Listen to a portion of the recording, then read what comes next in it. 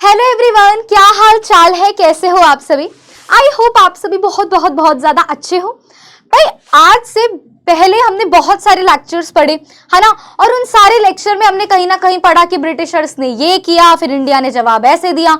हमने 1857 का रिवॉल्ट पढ़ा है ना। उससे पहले हमने ये देखा कि भाई ब्रिटिशर्स कैसे ट्रेड करने आए थे और फिर कैसे हम पे ही हमारे ही राजा बन के बैठ गए है ना, कि हम तो भाई तुम सबको दबोचेंगे, तुम सब पे हमला करेंगे, तुम सब हमारे अंडर रहोगे। ये सब उन्होंने किया। आए तो वो एज अ ट्रेडर थे, पर कब वो हमारे रूलर्स बन गए हमें ही नहीं पता चला। फिर हमने 1857 देखा है ना, बहुत सारी बैटल्स देखी, बहुत सारी चीजें देखी। उसके बाद हमने देखा कि इंडियन सोसाइटी में भाई किस तरीके से मॉडर्न वेस्टर्न एजुकेशन आई, लोगों को अब थोड़ा समझ आने लगा।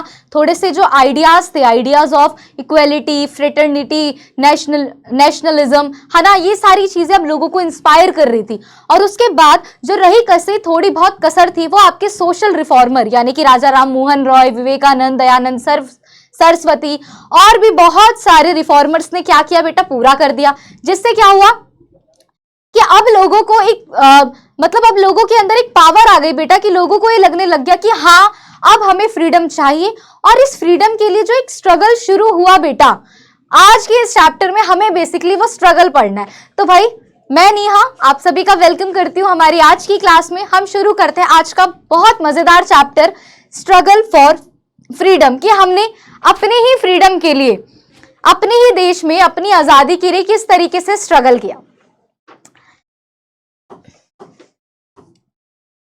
स्ट्रगल फॉर फ्रीडम, ऐसे कुछ फैक्टर्स पढ़ेंगे। सबसे पहले हम ऐसे कुछ फैक्टर्स पढ़ेंगे भाई जिसने हेल्प की, क्या हेल्प करी लोगों के अंदर नेशनलिज्म को जगाने में। हमारी कंट्री में जो नेशनलिज्म थोड़ा सा डाउन था, कि लोग आपस में एक दूसरे से लड़ रहे थे, झगड़ रहे थे। अब कुछ ऐसे फैक्टर्स की बात करते हैं जिसकी वजह से जो हमारा नेशनलिज्म है वो बढ़ा। सबसे पहले idea of liberty and fraternity from Europe and American influence Indians. भाई आपको पता है अमेरिका का रिवॉल्यूशन चल रहा है, यूरोप का रिवॉल्यूशन चल रहा है, वहां अपनी लड़ाइयां चल रही हैं। उसके बाद भाई जो ये एजुकेशन आ गई, अब लोगों के अंदर बेटा लिबर्टी और इक्वेलिटी जैसे आइडिया आ गए। उन्हें पता चल गया कि भाई लिबर्टी, इक्वेलिटी, फ्रेटर्निटी बहुत ही ज्यादा इंपॉर्टेंट है। ठीक है, तो अब जो यूरोप से आप कह सकते हो या अमेरिका से आप कह सकते हो कि जो ये आइडियाज आए, इन आइडियाज से जो इंडियन है वो बहुत ही ज्यादा बेटा इन्फ्लुएंस हो गए। उन्हें ये समझ में आने लग गया कि इक्वेलिटी हो, लिबर्टी हो, फ्रेटर्निटी हो, ये हमारी नीड है, ये हमारा राइट है, हमें चाहिए, फ्रीडम हमारा राइट है। Next is wanted to liberate themself from British. भाई हम लोग ब्रिटिश से आजादी चाहते थे। हम चाहते थे कि भैया आप लोग जाओ, हमें लिबर्टी दे दो, हमें फ्रीडम दे दो। हम लोग ब्रिटिशर्स से अपनी आजादी चाहते थे। ठीक है, तो अब यहां पर एक ये भावना आ गई, ये फीलिंग आ गई। इसके अलावा अब हमारे अंदर बेटा एक फीलिंग, वननेस की फीलिंग, एक नेशनलिज्म की फीलिंग आने लग गई, क्योंकि ये बहुत सारा काम तो हमारे बेटा सोशल रिफॉर्मर्स ही करके गए थे। जैसा कि आपको पता है कि जो हमारे सोशल रिफॉर्मर्स थे उन्होंने क्या किया, उन्होंने लोगों को बताया कि भाई आपके चाहे किसी भी रिलीजन से आप बिलोंग कर रहे हो, आप please caste discrimination, please caste की जो चीजें उनको साइड रखो, रिलीजन की जो आपकी पॉलिटिक्स है उनको साइड रखो, और प्लीज एक साथ होकर लड़ाई करो, क्योंकि अगर आप एक साथ हो जाओगे, आप यूनिटी में हो जाओगे, तो ये लोग आपको नहीं तोड़ पाएंगे, है ना। तो अब लोगों के अंदर, और फिर मैंने एंड में आपको बताया था कि लिटरेचर और प्रेस है ना, इन सब ने कितना इंपॉर्टेंट कंट्रीब्यूशन किया, जिससे क्या हुआ लोगों के अंदर अब नेशनलिज्म की फीलिंग आने लग गई। बताया था ना मैंने, रविंद्रनाथ टैगोर ने जनगण मन लिखा, बंकिम चंद्र चट्टोपाध्याय ने वंदे मातरम लिखा, इकबाल ने सारे जहां से अच्छा हिंदुस्तान हमारा लिखा। तो ये सारी चीजों से अब लोगों के अंदर एक फीलिंग डेवलप हो गई थी, feeling of oneness, feeling of nationalism. इसके बाद अब लोगों को धीरे धीरे रियलाइज होने लग गया था कि ये जो ब्रिटिशर्स है ये किसी काम के नहीं है, क्योंकि इन्होंने हमारे इंडियन इकोनॉमी को तो बिल्कुल डिस्ट्रॉय कर दिया है। जो लोग अपने घर में बैठ के बेटा अपनी रोजी रोटी चला रहे थे, है ना, अपनी लाइवलीहुड को जी रहे थे, चाहे घर पे वो छोटा मोटा काम कर रहे हो, ब्रिटिशर्स ने आके पूरा जो इंडिया का कल्चर था, जो पूरा इंडिया का आर्ट एंड क्राफ्ट था, जो इंडिया का बाजार था, इंडिया का जो मार्केट था, उसे बिल्कुल खराब कर दिया, उसे पूरा डिस्ट्रॉय कर दिया, जिसका पूरा इंपैक्ट इंडियन इकोनॉमी में देखने को मिला। और अब लोगों को ये रियलाइज होने लग गया कि भाई जो ब्रिटिशर्स है ना, इन्होंने तो हमारी पूरी इंडियन इकोनॉमी को डिस्ट्रॉय कर दिया है, खत्म कर दिया है। तो अब ये कुछ फैक्टर्स थे, ये सारी जो कुछ चीजें थी वो लोगों के अंदर आने लग गई, और अब लोगों को एक पॉइंट पर समझ आ गया कि बस दैट्स इट, अब हमें आजादी चाहिए। तो भाई यही वो फैक्टर्स हैं जिनके बारे में हमने बात की। मैंने आपको ये शॉर्ट पॉइंट में बताया, आप यहाँ पर लॉन्ग में पढ़ लेना। ठीक है, वही सेम वननेस एंड ब्रदरहुड जो मैं आपको बता चुकी हूँ। नेक्स्ट इज बेटा इकोनॉमिक फैक्टर।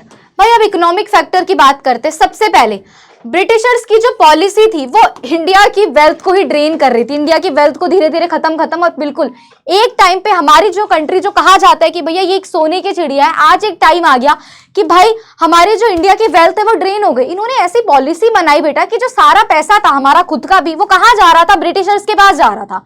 आप खुद ये चीज सोचो कि कैसी पॉलिसीज थी इनकी, रेवेन्यू दे दो, ये दे दो, वो दे दो, है ना। तो इनकी पॉलिसीज की वजह से, इनकी करप्ट पॉलिसीज की वजह से जो इंडिया का वेल्थ सिस्टम है, जो इंडिया का वेल्थ है, वो अब धीरे धीरे ड्रेन हो रहा था, खत्म हो रहा था। यानी कि हमसे ही हमारा पैसा लूट के ये लोग लेके जा रहे थे।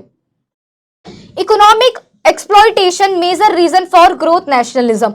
और बेटा नेशनलिज्म की ग्रोथ में ना जो सबसे बड़ा रीजन था वो यही था, इन लोगों ने इकोनॉमिकली हम लोगों को इतना एक्सप्लॉइट किया था, हमारे साथ इतना गलत किया था, हमें इतना ज्यादा हमारी ये एक्सप्लॉइटेशन कर रहे थे, हमारा शोषण कर रहे थे कि अब एक नेशनलिज्म की फीलिंग आने लग गई थी कि यार हम अपनी जमीन पे खेती कर रहे हैं, ये हमारा लैंड है, समझ रहे हो, तो हमें इसका रेवेन्यू क्यों पे करें?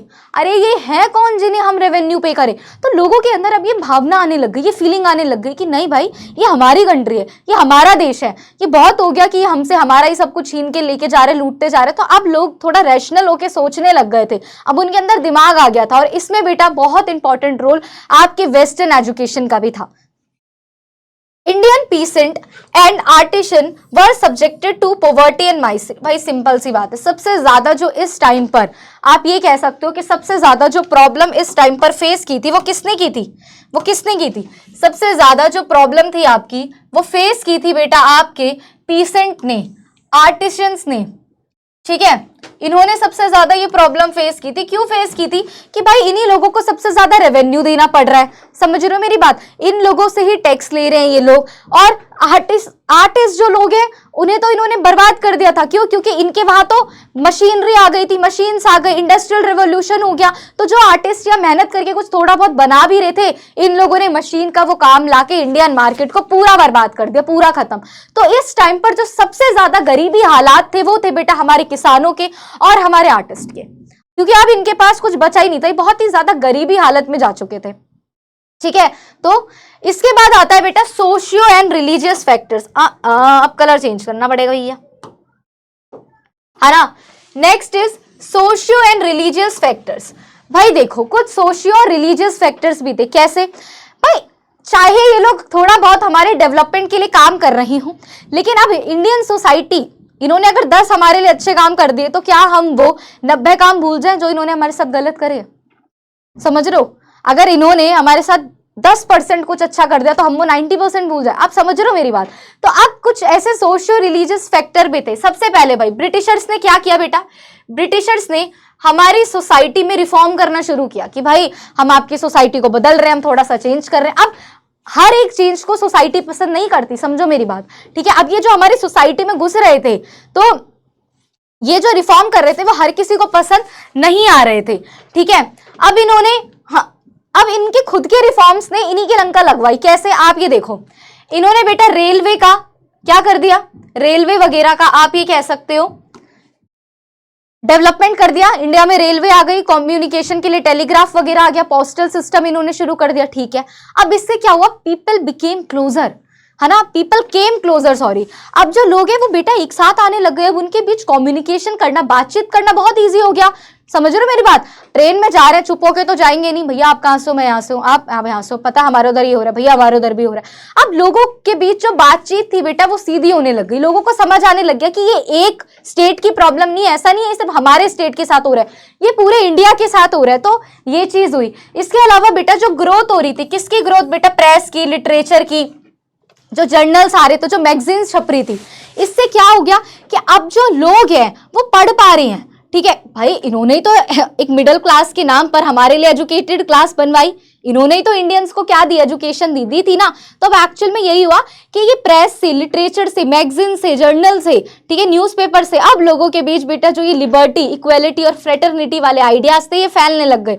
जिन लोगों ने इंग्लिश मीडियम में पढ़ाई नहीं भी की, उन्होंने जब हिंदी मीडियम में भाईचारा ये सब कुछ पढ़ा तो उन्हें समझ में आया कि हाँ भाई ये फीलिंग तो हमारी है। अब इनके अंदर एक नेशनलिज्म की फीलिंग डेवलप होने लग गई, होने यही लगा कि भाई अब लोगों के अंदर जो सोशल रिफॉर्म्स ने काम किया, ठीक है, अब लोगों के अंदर क्या आने लग गया, एक फीलिंग ऑफ प्राइड। इस फीलिंग ऑफ प्राइड ने जन्म ले लिया कि भाई हम क्यों अपने कल्चर पे शर्म करें, हम क्यों अपने कल्चर को बोले कि हमें प्राइड फील नहीं, हमें तो बहुत प्राउड है, हमें तो बहुत प्राइड फील करते हैं हम अपने कल्चर पे, ठीक है। इसके अलावा अब लोगों के अंदर एक कॉन्सेप्ट आ गया था, concept of one nation development. इसके अलावा सिंपल सी एक बात है क्या, कि जो वेस्टर्न एजुकेशन आई, इसने इतने लिबरल आइडियाज हमारे मुंह पे फेंक के मारे कि वो लिबरल आइडिया सीख के हम इनके अगेंस्ट में खड़े हो गए। तो इसके लिए कुछ सोशियो और रिलीजियस फैक्टर भी बेटा क्या है, रिस्पॉन्सिबल है। समझ रहे हो मेरी बात, इसके लिए कुछ सोशियो रिलीजियस फैक्टर भी रिस्पॉन्सिबल है। सबसे पहले हमने बात करी कुछ ऐसे फैक्टर्स की जिन्होंने क्या किया बेटा, इकोनॉमिक की बात करी, बहुत सारे ऐसे फैक्टर की बात करी कि जो हमारे अंदर नेशनलिज्म की फीलिंग को लेकर आ रहे थे। तो उसी का एक पार्ट है बेटा आपका सोशियो रिलीजियस फैक्टर, या आप इसे social norms and western education के नाम से भी जान सकते हो। ये सेम पॉइंट है जो मैंने आपको बताया, ठीक है। पॉलिसी ऑफ डेवलपिंग इंफ्रास्ट्रक्चर वाला पॉइंट भी मैं आपको बता चुकी हूँ, वही रेलवेज और ट्रांसपोर्ट कम्युनिकेशन, जिससे लोग क्या हो गए, आपस में क्लोज आ गए और इनके मन में एक कॉन्सेप्ट आया, the concept of one nation, ठीक है। तो ये हम बात कर चुके हैं। Growth of press and national literature की भी हम बात कर चुके हैं, लिबर्टी एंड फ्रेटर्निटी वाले आइडियाज की भी हम बात कर चुके हैं। तो ये बस उसके लॉन्ग पॉइंट्स हैं, जिन्हें अगर आपको ये शॉर्ट पॉइंट पसंद ना आ रहे हो, मैंने तो पूरा एक्सप्लेन किया है, लेकिन आपको अगर लिखने हैं ना एग्जाम में, तो आप इन पॉइंट्स की हेल्प ले सकते हो। अब the rise of nationalism led to form of many association. अब जब ये नेशनलिज्म बढ़ रहा है, अब लोगों को समझ में आ रही है, तो बेटा कुछ एसोसिएशन भी बनेंगे, है ना। तो अब कुछ एसोसिएशंस बने, कुछ ग्रुप्स बने। देखो सबसे पहला है आपका, first one is British Indian association. बेटा ये 1851 में बना, ठीक है। एक बना आपका बॉम्बे प्रेसिडेंसी एसोसिएशन, ये बना 1852 में। फिर बना आपका पूमा सार्वजनिक सभा 1870 में। फिर बना मद्रास महाजन 1884 में। फिर बना इंडियन एसोसिएशन 1876 पे, इसे सुरेंद्रनाथ बनर्जी ने बनाया था। फिर बना आपका इंडियन नेशनल कांग्रेस 1885 में। तो ये सारे कुछ बेटा एसोसिएशंस थे, कुछ ऐसे एसोसिएशन जो बेटा क्या लेकर आए, नेशनलिज्म को इन्होंने और बढ़ावा दिया, इन्होंने वर्क किया इस चीज पे, ठीक है। तो सेम कि भाई इस नेशनलिज्म को बढ़ाने के लिए बहुत सारे पॉलिटिकल ऑर्गेनाइजेशन बनाए गए ऑल ओवर कंट्री में, ऑल ओवर पूरी कंट्री में बेटा बहुत सारे ऐसे पॉलिटिकल ऑर्गेनाइजेशन बनाए गए। मैंने आपको बता ही दिया था, जैसा कि भाई एक बनाया गया आपका ब्रिटिश इंडिया एसोसिएशन, एक बनाया गया आपका बॉम्बे प्रेसिडेंसी, एक बनाया गया पूना सार्वजनिक सभा, एक बनाया गया मद्रास महाजन सभा, और एक बनाया गया इंडियन एसोसिएशन, और इसके अलावा आईएनसी इंडियन नेशनल कांग्रेस, ठीक है। तो ये सारे जो पॉलिटिकल ऑर्गेनाइजेशन है, ये सब क्यों बनाए जा रहे थे, ये सब इसलिए बनाए जा रहे थे ताकि लोगों के अंदर जो ये फीलिंग है नेशनलिज्म की खत्म ना हो और इसे पूरे तरीके से बढ़ा दिया जाए, ऑल ओवर इंडिया में फैला दिया जाए, क्योंकि अब की बार ऐसा था कि हमें जीत चाहिए, ठीक है। Some facts of British intensified the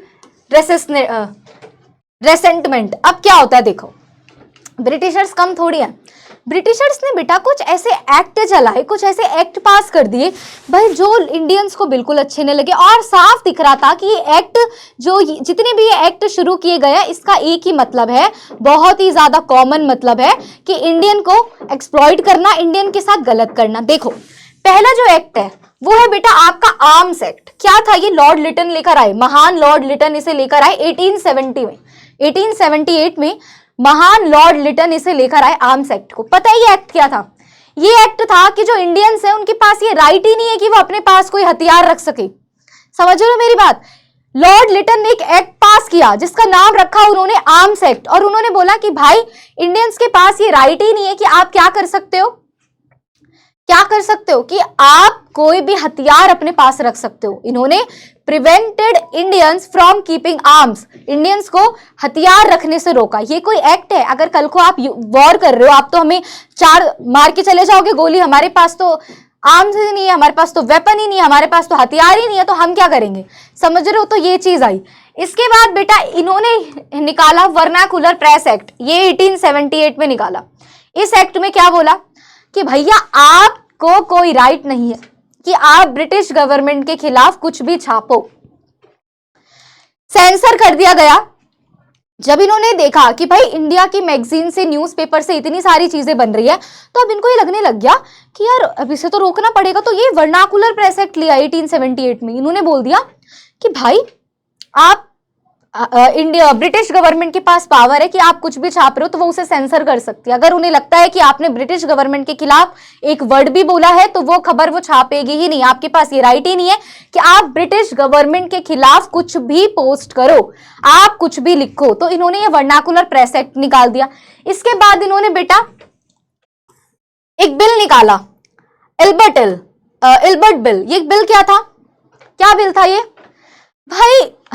British government ने क्या बोला था इस बिल के अंदर 1883 में? भाई एक चीज चल रही थी। क्या चल रही थी कि भाई चाहे कोई ब्रिटिशर है, ठीक है, इंडियन जजेस को लाया गया और इंडियन जजेस को ये बोला गया कि आप ब्रिटिशर्स के ऊपर भी ट्रायल कर सकते हो। उन्होंने इक्वेलिटी लाने के चक्कर में इन ब्रिटिशर्स ने क्या किया, जो ये मेन ऑफिसर थे, इन्होंने क्या किया कि भैया इक्वेलिटी पे बहुत सवाल उठ रहे हैं तो अब क्या किया जाए। तो इन्होंने इक्वेलिटी लाने के चक्कर में क्या किया, इंडियन जजेस को बोल दिया गया, इंडियंस को एज अ जजेस अपॉइंट किया और बोल दिया गया कि आपके पास ये राइट है कि आप ब्रिटिशर्स पर भी ट्रायल चला सकते हो। अब ब्रिटेन के किसी भी ऑफिसर ने ये बात बोल दी हो, क्या बाकी के ब्रिटिश ऑफिसर इस चीज को मानेंगे? तो बाकी के जो ब्रिटिशर्स थे वो इसके खिलाफ खड़े हो गए कि नहीं नहीं नहीं नहीं, उन्होंने अपोज कर दिया कि हम तो इसके अगेंस्ट में, क्यों भाई, हम हमारे ऊपर ये इंडियंस ये हमारा जज बनेंगे? नहीं। यहां से उनका एक जो एटीट्यूड निकल कर आया, बहुत ही खराब रेसिशियल एटीट्यूड निकल कर आया, ठीक है, बहुत ही ज्यादा खराब एटीट्यूड निकल कर आया। उन्होंने बोला ये इंडियंस हमारे ऊपर ट्रायल करेंगे, नहीं। तो उन्होंने बेटा इसका काफी ज्यादा अपोज किया, काफी ज्यादा अगेंस्ट में गए इसके। तो यही कुछ बिल्स है बेटा, यही कुछ एक्ट है जिससे अब क्या होने लग गया था, लोगों को समझ में आने लग गया था कि यार ये तो बहुत गलत है। इन्होंने ऐसे एक्ट ने साफ शो किया, इस तरीके के एक्ट ने बेटा साफ ये शो किया कि भाई ये लोग हमारा क्या कर रहे हैं, एक्सप्लॉइटेशन कर रहे हैं, हमें एक्सप्लॉइट कर रहे हैं। तो ये तीनों एक्ट की बेटा पूरी जो डिटेल है, आर्म्स एक्ट की, वर्नाकुलर प्रेस एक्ट की, आप यहां से पढ़ सकते हो, ठीक है। ये आपका बिल आ गया, एल्बर्ट बिल, ठीक है, तो आप यहां से ये पढ़ सकते हो। चलो अब बारी आती है मेन टॉपिक की, दी इंडियन नेशनल कांग्रेस। हाँ, वही जो आज भी है, आईएनसी, इंडियन नेशनल कांग्रेस की अब हम क्या करने वाले हैं इस लेक्चर में बेटा, बात करने वाले हैं कि इंडियन नेशनल कांग्रेस क्या है। मैं आपको शॉर्ट पॉइंट से पढ़ा रही हूँ बट डिटेल एक्सप्लेनेशन दे रही हूँ, क्योंकि आप लोगों को जो बच्चे बैच में थे उन्हें शॉर्ट पॉइंट से ही पढ़ना समझ था, मतलब पसंद था। अगर आपको ऐसा लग रहा है कि मैम ये शॉर्ट पॉइंट हम एग्जाम में नहीं लिख सकते, तो बेटा हर एक शॉर्ट पॉइंट का लॉन्ग वर्जन मैंने यहाँ पर लिख के दिया हुआ है, आप उसे पढ़ सकते हैं। अब हम बात कर रहे हैं इंडियन नेशनल कांग्रेस की, ठीक है। आईएनसी एक ऐसी पार्टी जो उस टाइम पर सबसे ज्यादा पावरफुल थी, ठीक है, और काफी टाइम तक ये पावरफुल रही और इंडिया की फ्रीडम में इस पार्टी का भी आप कह सकते हो बहुत बड़ा कंट्रीब्यूशन था। Formation of Indian national Congress, आओ पढ़ते हैं किस तरीके से बनी भाई फॉर्मेशन ऑफ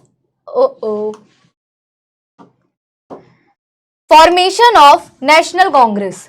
क्या था भाई, 1885 में बेटा बॉम्बे में 72 डेलीगेट्स के साथ ये पार्टी जो है वो बनी, ठीक है। अब सिंपल सी बात है कि ऑल ओवर इंडिया से बहुत सारे लोगों ने इसमें पार्टिसिपेशन किया, बहुत सारे लोग इसमें पार्टिसिपेट करते हैं, ठीक है, बहुत सारे लोग इसका पार्ट बनते हैं और फाइनली 1885 में क्या बनती है, आपकी इंडियन नेशनल कांग्रेस बनती है। ये एक ऐसा प्लेटफॉर्म था बेटा, ये एक ऐसा प्लेटफॉर्म था जहां पर लोग आकर अपनी ग्रीवांसेस यानी कि अपनी शिकायतें लिख सकते थे। यहां पर स्पेलिंग में थोड़ा सा मिस्टेक है, VI, ठीक है।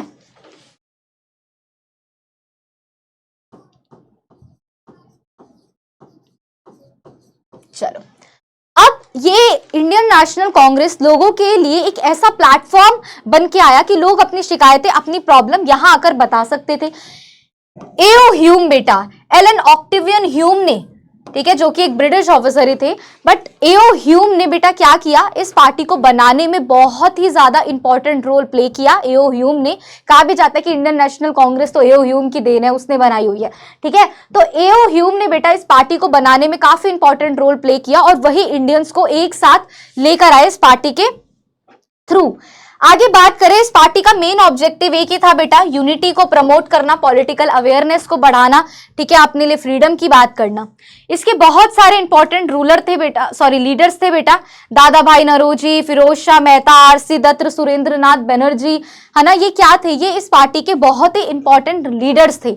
अगर मैं यहाँ के फर्स्ट प्रेसिडेंट की बात करूं तो यहाँ के पहले जो प्रेसिडेंट बने इस पार्टी के, वो बने थे WC बनर्जी, ठीक है। तो अब एक एक करके इस पार्टी के बारे में हमें क्या पता चला कि भाई जो इंडियन नेशनल कांग्रेस है ये 1885 में बनती है।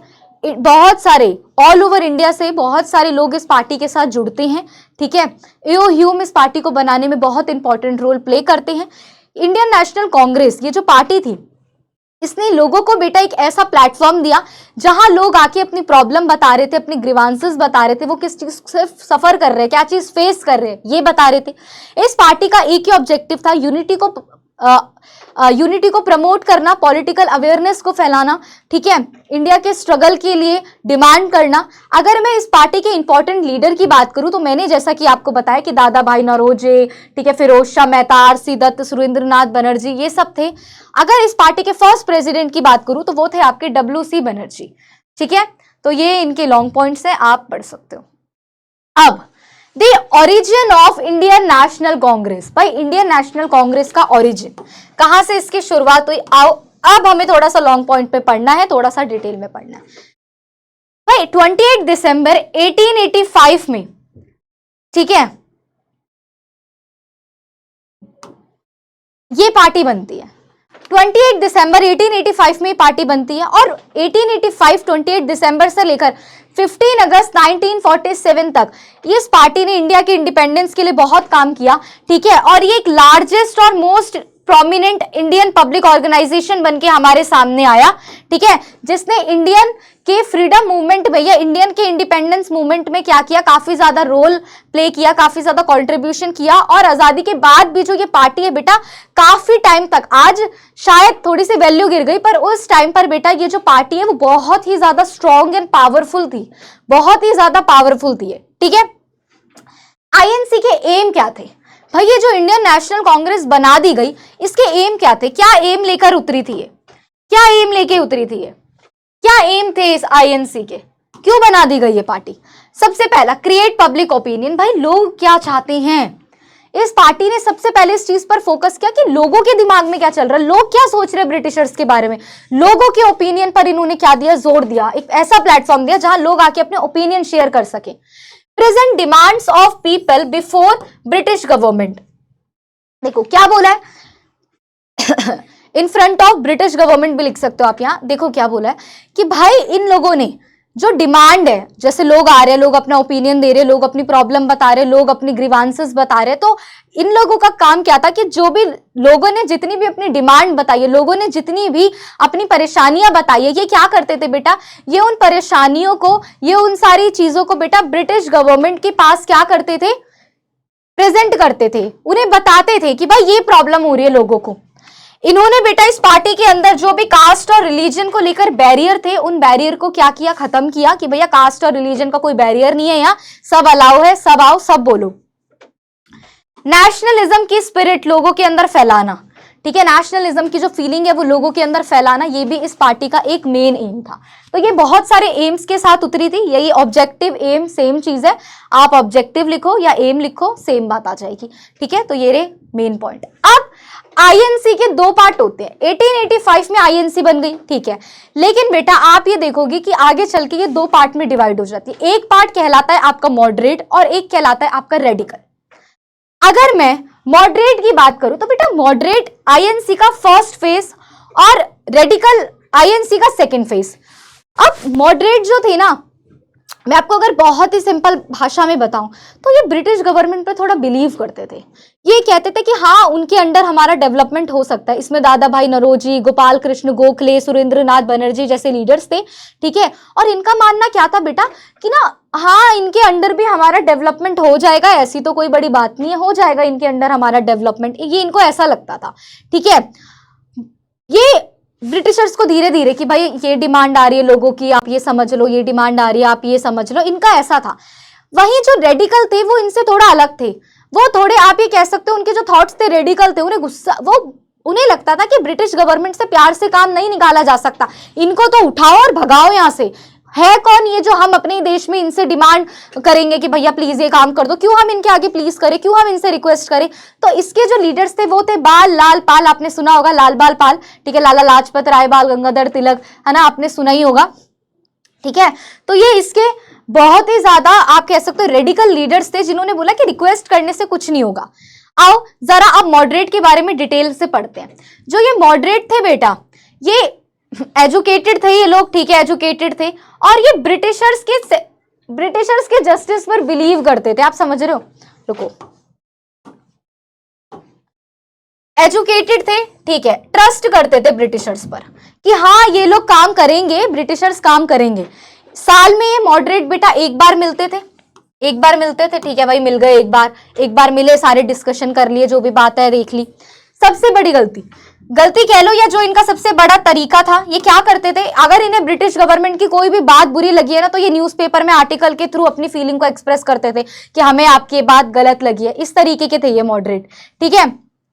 इनको लगता था कि भाई ब्रिटिश गवर्नमेंट के अंदर अगर ब्रिटिशर्स रहेंगे इंडिया में, तो ब्रिटिश गवर्नमेंट के अंदर इंडिया का डेवलपमेंट पॉसिबल है। ये कोई बात है, इन्हें ये लगता था मॉडरेट्स को कि भाई under the British government India की जो प्रोग्रेस है वो बहुत बढ़िया होगी, इंडिया अपनी प्रोग्रेस कर पाएगा। इसके अलावा ये ब्रिटिशर्स जो थे ना, वो शुरू में तो आईएनसी को सपोर्ट कर रहे थे, लेकिन बाद में उन्होंने मॉडरेट्स के तरफ अपना एटीट्यूड चेंज कर लिया, तो तब इन्हें बहुत बड़ी प्रॉब्लम आई। तो बेसिकली मॉडरेट बेटा शांत तरीके के लोग थे, जो बेसिकली ये क्या करते थे, आईएनसी का पार्ट है, इंडियन नेशनल कांग्रेस का पार्ट है, कुछ लोगों को ही मॉडरेट बोला गया है, कुछ लोगों के ग्रुप को, ठीक है, जैसे गोपाल कृष्ण गोखले, सुरेंद्रनाथ बनर्जी, इन लोगों के ग्रुप को क्या बोला गया है कि ये लोग मॉडरेट है, क्योंकि ये लोग क्या करते थे कि ब्रिटिशर्स पर बिलीव करते थे, ठीक है। लोगों ने ये शिकायत बताई है कि भाई टैक्स ज्यादा हो रहा है, तो वहां जाके बता देते थे टैक्स ज्यादा हो रहा है। इन्हें लगता था कि ब्रिटिश गवर्नमेंट के अंदर इंडिया का जो डेवलपमेंट है वो पॉसिबल है, हो सकता है, ठीक है। तो ये इस तरीके से, और अगर इन्हें कभी ब्रिटिशर्स की कोई बात बुरी लग रही है तो ये न्यूज़पेपर में आर्टिकल लिख रहे हैं, अपनी फीलिंग एक्सप्रेस कर रहे हैं, हमें ये चीज बुरी लगी है, तो ये इस तरीके के थे, ठीक है। वहीं अगर मैं बेटा मॉडरेट की डिमांड की बात करूं कि मॉडरेट्स की डिमांड क्या क्या थी, डिमांड तो रखते होंगे कुछ, तो इनकी डिमांड की अगर मैं बात करूं, सबसे पहले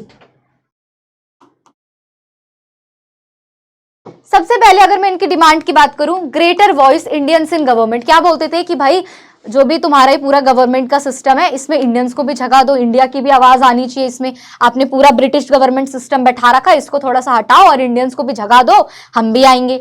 इसके अलावा ये लोग बात करते थे बेटा सेपरेशन ऑफ पावर्स की, कि भाई सबकी पावर्स को डिवाइड कर दो, ये थी इनकी डिमांड कि सेपरेशन ऑफ पावर्स कर दो, एक ही सारे पावर लेके मत बैठो, डिवीजन कर दो पावर्स का, ठीक है। आर्म्स एक्ट को रिपेल करने की बात कर रहे थे कि खत्म कर दो इस आर्म्स एक्ट को। इसके अलावा फ्रीडम ऑफ स्पीच की बात कर रहे थे कि भाई हमारे पास बेसिकली वर्नाकुलर प्रेस एक्ट को खत्म करने की बात कर रहे थे, क्योंकि freedom of speech and expression का मतलब यही होता है कि हम जो बोलना चाह रहे हैं हमें बोलने दो, हम जो भी चीज एक्सप्रेस करना चाहते हैं हमें करने दो। तो ये थी एक इनकी डिमांड। ये चाहते थे कि जो लेजिस्लेटिव काउंसिल है उसका एक्सपेंशन कर दिया जाए, ठीक है। इसके अलावा सेम है बेटा, तो ये सारी इनकी कुछ डिमांड्स थी, ठीक है, इन लोगों की ये कुछ डिमांड्स थी, ठीक है। मैंने आपको बता ही दिया था कि जो ये मॉडरेट है इसमें सुरेंद्रनाथ बनर्जी, गोपाल कृष्ण गोखले, दादा भाई नौरोजी थे, और सिंपल सी बात है ये लोग क्या करते थे, कोई पिटीशन डाल दी, प्रेयर कर ली कि प्लीज चेंज कर दो, इस तरीके के थे ये, इसीलिए इन्हें मॉडरेट बोला गया, ठीक है। चलो, तो ये सब मैंने आपको बता दिया, ये भी मैंने आपको बता दिया कि इनकी क्या डिमांड थी, कि भाई ये हाई पोजिशन चाहते थे इंडियंस की गवर्नमेंट में, ठीक है। आर्म्स एक्ट का रिपेल चाहते थे, सेपरेशन चाहते थे जुडिशरी लेजिस्लेटिव एग्जीक्यूटिव का, मतलब basically separation of powers, freedom चाहते थे speech and expression, freedom of speech चाहते थे ये लोग, ठीक है। प्रमोशन चाहते थे एजुकेशन का। तो ये सारी इनकी क्या थी बेटा, ये सारी मॉडरेट्स की डिमांड थी, ये सारी क्या थी बेटा, मॉडरेट की डिमांड्स थी, डिमांड्स ऑफ मॉडरेट, ये सारी इनकी डिमांड थी, ये चाहते थे ये लोग, ठीक है भाई, चाहते थे दे देंगे। अब ये भी मैंने आपको बता दिया कि इन लोगों का क्या परसेप्शन था और बिलीव था मॉडरेट को लेकर, कि ब्रिटिश के सेंस ऑफ जस्टिस पर बिलीव करते थे, ये सारे सेम पॉइंट है, ये मैं आपको बता चुकी हूँ। अब आते हैं बेटा रेडिकल्स पे। बेटा ये मैं स्किप नहीं कर रही हूँ, क्योंकि कुछ लोग कमेंट करते हैं मैम आपने कुछ टॉपिक स्किप कर दिए। ये स्किप नहीं कर रही हूँ, ये सारे पॉइंट मैं आपको शॉर्ट पॉइंट में पढ़ा चुकी हूँ। जो मैंने अभी पढ़ाया था ना आपको पूरा मॉडरेट को लेके, वहां मैं ये सारे पॉइंट पढ़ा चुकी हूँ। आप पढ़ोगे तो आपको समझ आ जाएगा। जैसे यहाँ पर लिखा भी है कि मॉडरेट को बिलीव था कि इंडियंस जो है वो अपनी सिचुएशन को तभी इंप्रूव कर सकते हैं जब वो ब्रिटिश सिस्टम के अंडर रहेंगे। तो ये बात मैं आपको शॉर्ट पॉइंट में बता चुकी हूँ, ये बस उनका लॉन्ग वर्जन है। तो ये मत सोचना मैम स्किप कर रहे हैं, स्किप कुछ नहीं होता है। आओ अब रेडिकल्स के बारे में पढ़ते हैं। भाई रेडिकल्स क्या थे? ये ब्रिटिशर्स के सेंस ऑफ जस्टिस पे बिलीव नहीं करते थे। कहते थे ये क्यों करेंगे भाई, ये कौन है, ये हमारे लिए अच्छा क्यों करेंगे, हमें इन पे और इनसे रिलेटेड किसी चीज पर भरोसा नहीं है। ठीक है, यहाँ पर बेटा कौन थे?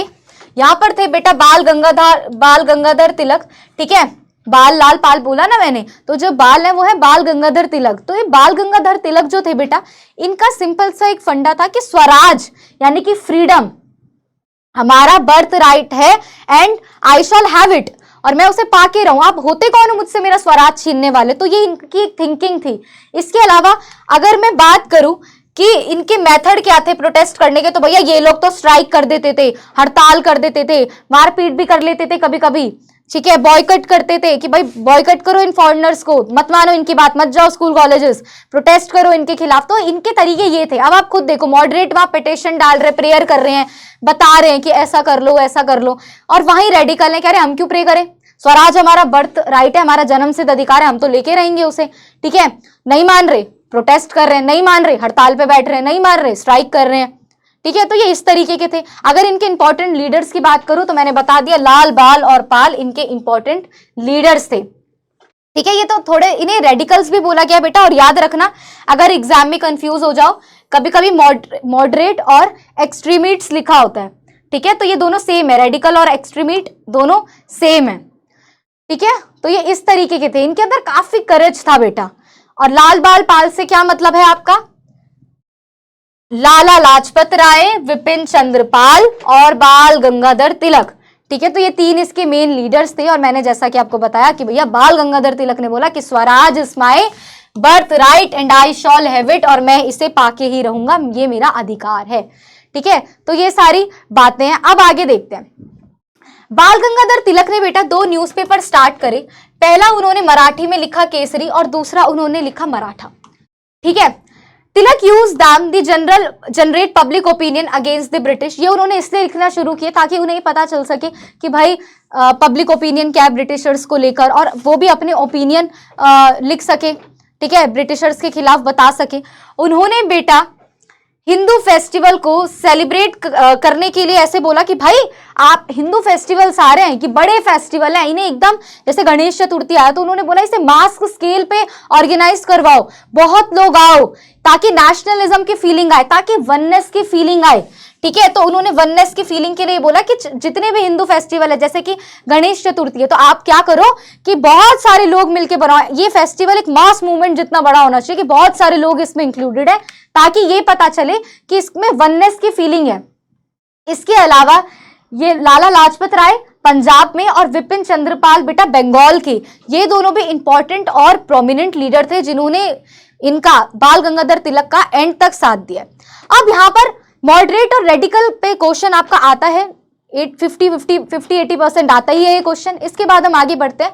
Most important topic, partition of Bengal. Britishers ने क्या किया बेटा? बंगाल का पार्टीशन कर दिया।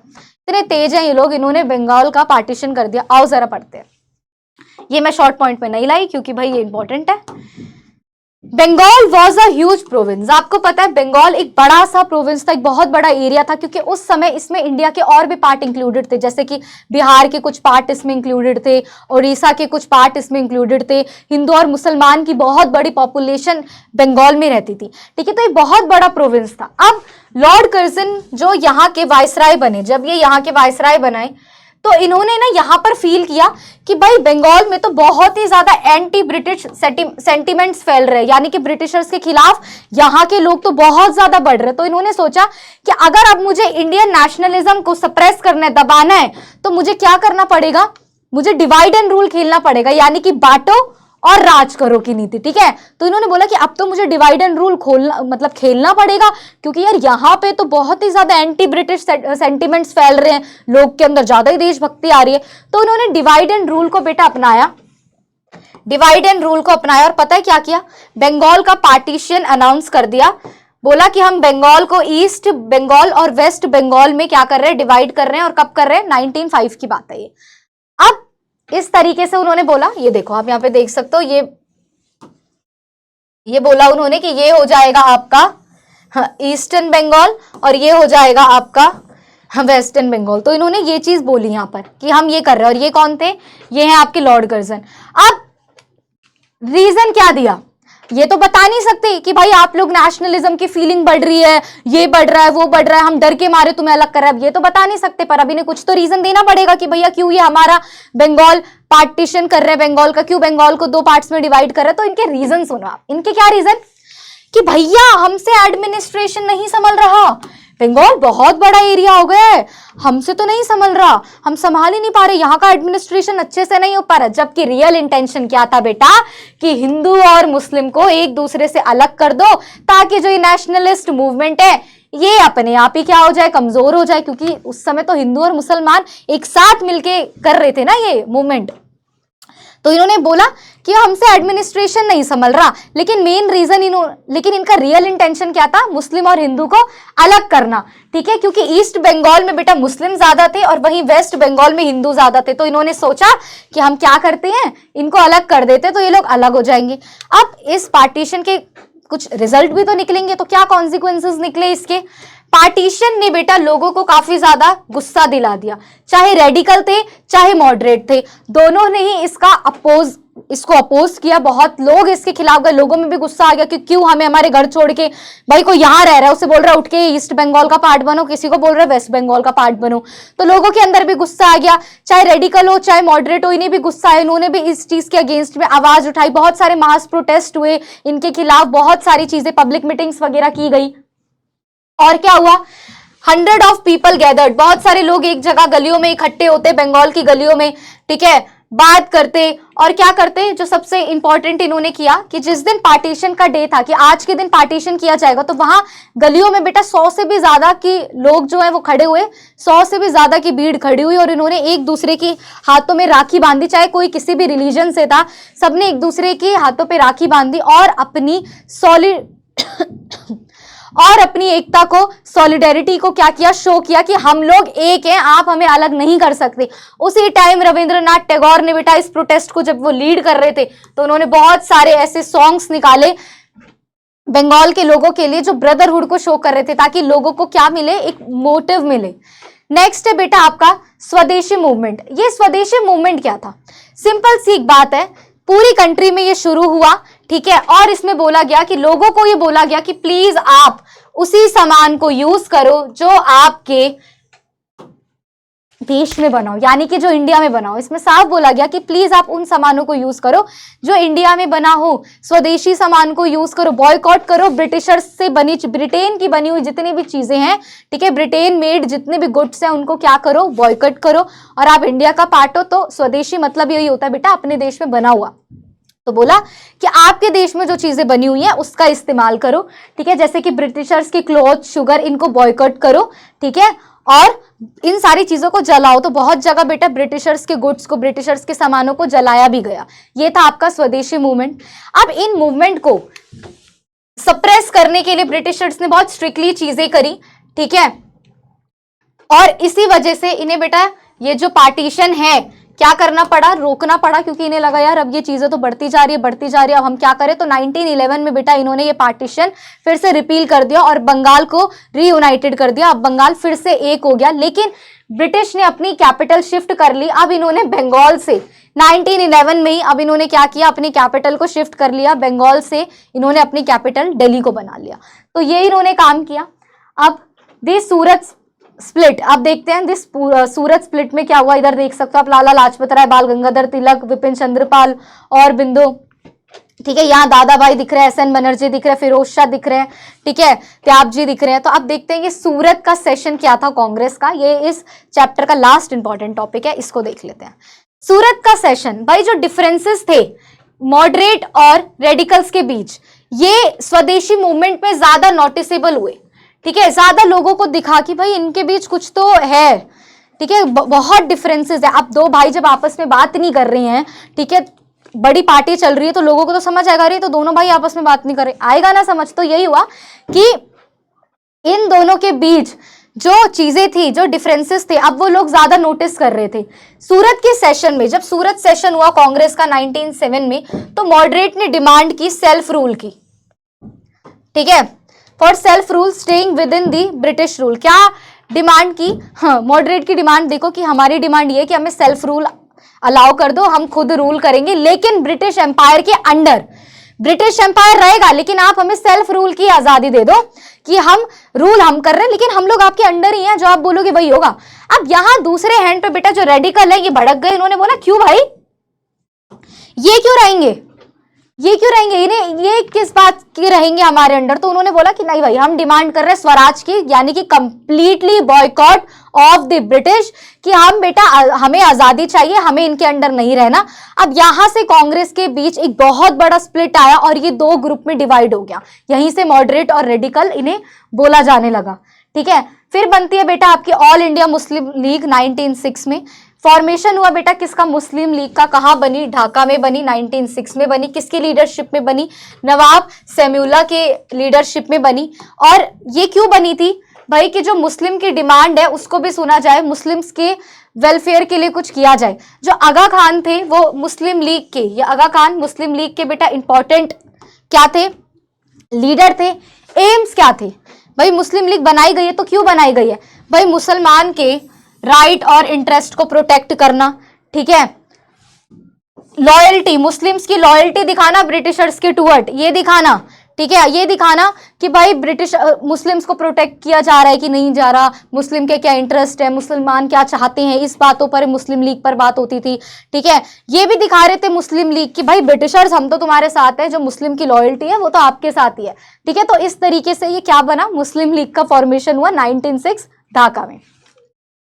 अब आते हैं मॉर्ले मिंटो रिफॉर्म्स। भाई मॉर्ले मिंटो, ब्रिटिशर्स ने बेटा 1909 में ना एक इंडियन काउंसिल एक्ट पास किया, जिसे बेटा मॉर्ले मिंटो रिफॉर्म्स के नाम से जाना जाता है। इसमें कुछ मेजर प्रोविजंस किए गए। क्या प्रोविजंस किए गए थे इसके अंदर, क्या प्रोविजन किए गए? ये प्रोविजन किए गए कि भाई introduction of separate electorate for Hindu and Muslim, कि हिंदू और मुस्लिम के लिए अलग अलग इलेक्शन होंगे, अलग अलग इलेक्शन होंगे, हिंदुओं के लिए अलग, मुस्लिम के लिए अलग, सेपरेट इलेक्शन का सिस्टम कर दिया।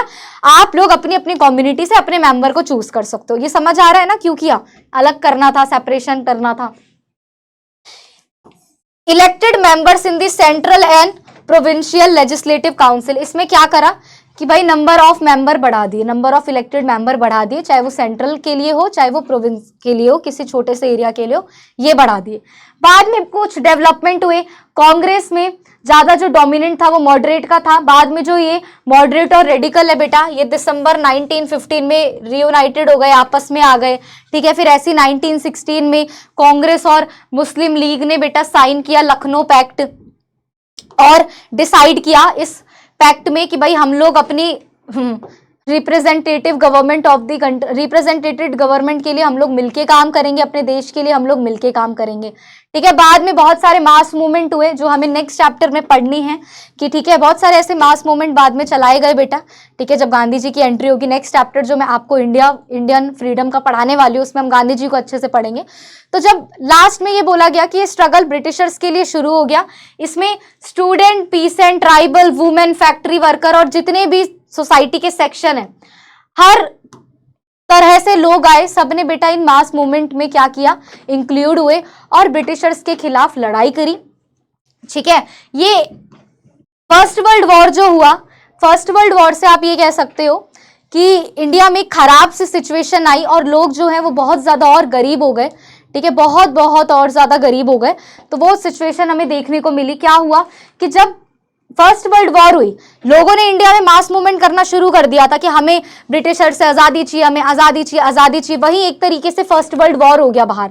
अब इससे क्या हुआ, इसका जो बहुत बड़ा इंपैक्ट पड़ा फर्स्ट वर्ल्ड वॉर का, वो इंडियन को भी पड़ा। कैसे भाई, वॉर ने बेटा डिमांड बढ़ी इंडस्ट्रियल गुड्स की, जैसे कि जूट बैग, क्लॉथ एसेट्रा। ठीक है, क्योंकि प्रॉफिट भी तो बनाने थे, वॉर चल रहा है तो चल रहा है, ठीक है। तो इससे क्या हुआ, जो इंडिया का मार्केट है उस पर खराब सिचुएशन आई। इसके अलावा ब्रिटिशर्स ने बेटा इंडियन सोल्जर्स की सप्लाई करनी शुरू कर दी कि भाई वॉर में जाओ, वॉर में जाओ, वॉर में जाओ। और जब when they return they came back with a strong feeling of nationalism. इनसे इन्हीं का घाटा हुआ। ये इंडियन सोल्जर्स को ले तो गए फर्स्ट वर्ल्ड वॉर में, लेकिन जब वो इंडियन सोल्जर वापस आए तो वो अपने साथ एक फीलिंग लेकर आए बेटा नेशनलिज्म की। किस चीज की फीलिंग? एक नेशनलिज्म की फीलिंग लेकर आए। उन्हें समझ में आ गया कि हमें भी यही सब करना है और हमें आजादी मिल जाएगी, ठीक है। तो अब तक हमने यहां तक पढ़ा। अब हम नेक्स्ट क्लास में बेटा ये पढ़ेंगे जो इंडियन फ्रीडम के ऊपर आपका पूरा लेक्चर होगा, जिसमें हम ये पढ़ेंगे कि गांधी जी की एंट्री होती है, फिर कौन कौन से मास मूवमेंट होते हैं, जैसे कि आपको पता है सत्याग्रह, रॉलेट एक्ट आता है एक, ठीक है, आपका और भी बहुत सारे ऐसे मूवमेंट हुए, आंदोलन हुए, जिससे ब्रिटिशर्स को फाइनली इंडिया से जाना पड़ा। तो वो हम पढ़ने वाले नेक्स्ट क्लास में। आई होप आपने इस लेक्चर को एंजॉय किया होगा। Thank you so much, take care, bye bye.